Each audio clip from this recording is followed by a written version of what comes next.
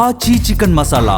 ఇప్పటి వరకు మీరు ఒకసారి చూస్తే రాష్ట్రంలో 7.31 మీటర్లో నీళ్లు భూగర్భ జలాలు ఉన్నాయి.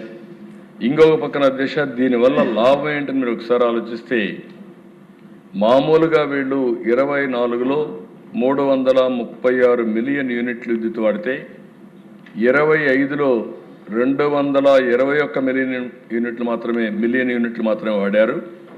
దీని విలువ దిశ డిపార్ట్మెంట్కి సేవింగ్ చూస్తే 95 కోట్లు, 115 మిలియన్ యూనిట్ల ఆదాయం, దానికి 95 కోట్ల రూపాయలు సేవ్ అయ్యే పరిస్థితి వచ్చింది. సమర్థవంతంగా మనం పనిచేస్తే ఎలాంటి ఫలితాలు వస్తాయో ఒక ఉదాహరణ.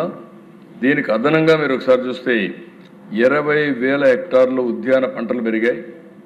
దీని విలువ 1634 కోట్లు.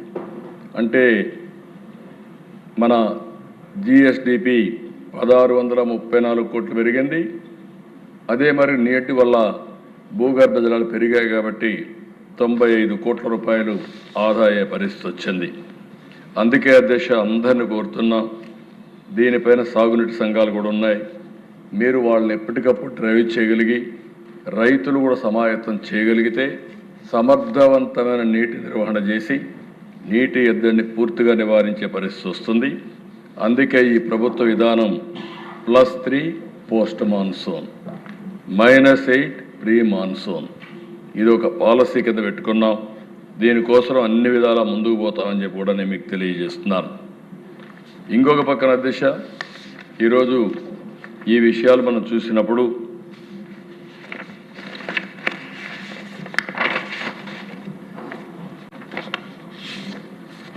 నేను ఒకటే రైతులందరికీ విజ్ఞప్తి చేస్తున్నా, ఎక్కడికక్కడ ఇప్పుడిప్పుడు దీనికి అవసరమైనటువంటి మెకానిజం పెట్టాం, టెక్నాలజీ అంతా కూడా ఇంటిగ్రేట్ చేశాం.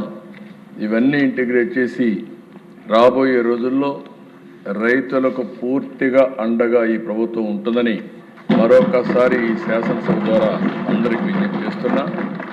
అయితే మేము ఇచ్చే విధానాలను మీరు కూడా అర్థం చేసుకోవాల్సిన అవసరం ఉంది.